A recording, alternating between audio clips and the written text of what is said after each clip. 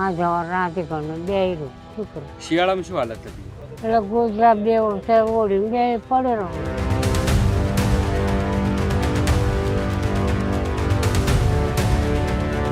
ત્યારે પણ લગ્ન કર્યા વરતી બૈરી ના રહી. છોકરો નાનો હતો ધાવતો અંગાત લઈ જાય. આવી પરિસ્થિતિની થઈ જાય.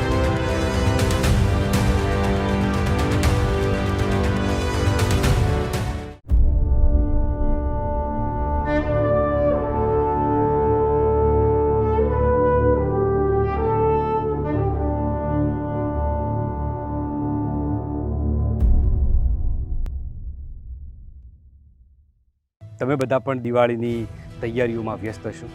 એમ BSSMમાંથી અમે પણ આ બધી તૈયારીઓમાં વ્યસ્ત છીએ. અમારા જે માવતરો છે 750 એમનું દિવાળી સુધરે એ માટે અમે બધા અલગ અલગ ટીમમાં અલગ અલગ જગ્યાએ રાશન આપી રહ્યા છે. મિત્તલબેન પણ બીજી જગ્યાએ વ્યસ્ત હોવાના કારણે આજે તમારી સમક્ષ હું આવ્યો છું. આજે અમે આવ્યા છીએ, એ ગામનું નામ છે ચલોડા. ચલોડા ગામમાં કુંવર કાકા કરીને છે કે જેમના લગ્ન થયા પછી એમના વાઈફ અને એ બંને જણા અલગ થઈ ગયા અને એમની જે વાઈફ હતા, પત્ની હતા, એ એમના દીકરાને પણ લઈને ગયા. પછીથી એ એકલું જીવન જીવવા લાગ્યા. જ્યાં સુધી એમના શરીરમાં તાકાત હતી ત્યાં સુધી તો એ ક્યાંય પણ જઈ છૂટક મજૂરી કરી લેતા અને પોતાની રીતે કમાવીને પોતાનું ગુજરાન ચલાવી લેતા હતા. પણ જેમ જેમ શરીર સાથ છોડતું ગયું, એમની તાકાત ઓછી થતી ગઈ અને પછી એ અત્યારે 70થી 80 વર્ષની ઉંમરની આસપાસ પહોંચી ગયા છે. ત્યારે એમનું શરીર કામ કરતું બંધ થઈ ગયું. અત્યારે એ ખેતરોમાં કંઈક વીણવા માટે જાય, નિંદામણ માટે જાય, આવું બધું કામ કરી અને જે પણ મળે એનાથી પોતાનું ગુજરાન ચલાવે. એ પાછળ જે ઘર દેખાય છે એ એમનું જ છે કે એવા નાના ઝૂંપડાની અંદર કે એમાં શિયાળાનો ટાંટ પણ એમને વાતી હોય અને ચોમાસામાં વરસાદ પણ આવે અને ઉનાળામાં પણ એમને કંઈ મળી ન શકે છાંયડો, એ ટાઈપનું એમનું આખું આ ઘર છે. એવા મેં રહે છે. જ્યારે અમારા મધુબેન અહીંયા કામ કરતા હતા, એમ કામ કરતાં એમને જ્યારે એમના આગેવાન તરફથી ખબર પડી કે કુંવરજી કાકાને આવી હાલત છે તો એ આવ્યા અને એમને રાશન આપવાનું શરૂ કર્યું. અત્યારે મેં દિવાળી નિમિત્તે એમને રાશન આપવા આવ્યા છીએ. એમના મોઢે સાંભળીએ કે એમની સ્થિતિ કેવી છે.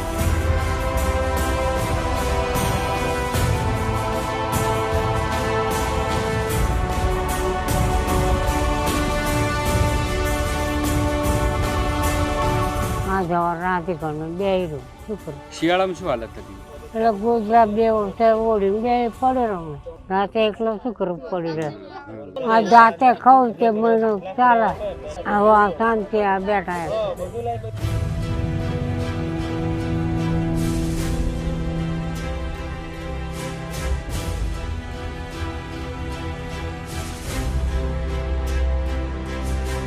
ત્યારે પણ લગ્ન કર્યા વરતી બૈરી ના રહી. છોકરો નાનો હતો ધાવતો અંગાત લઈ જાય. પછી છૂટું લઈ લીધું. વરતી કાકા એકલો પડી જાય. આવી પરિસ્થિતિની થઈ જાય. ત્યાં મેં ત્યાં બન્યું ત્યાં સુધી બનાવીને ખાધો. આ ચોમાસે કાકાને બહુ તકલીફ પડે. અમે હાપી ન કરીએ એટલે શું વરસાદ પડે એવું બધું એમને ખરી.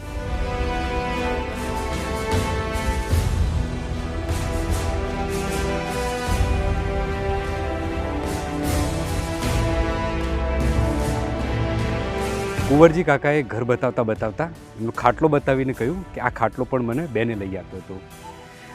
એમનું આ ઘરની હાલત અને એમની આ ઉંમરની હાલત જોઈ અને એમની ઈચ્છા હતી કે ભાઈ હવે મારા જતા દાડે મને જો મારું પોતાની છત મળી જાય, મને મારું પોતાનું ઘર મળી જાય તો સારું. અમે એમની આ ઘર પણ મળે એ માટે અમે પ્રયત્ન પણ કરીશું અને આવી જ રીતે અમારા 750 જેટલા માવતરો છે એ માવતરોને સાતા મળે એ માટે અમે નિયમિત કામ કરીએ છીએ. તમે પણ અમારી સાથે જોડાવી શકો છો અને અમારા આ કાર્યની અંદર તમે પણ સહભાગી બની શકો છો.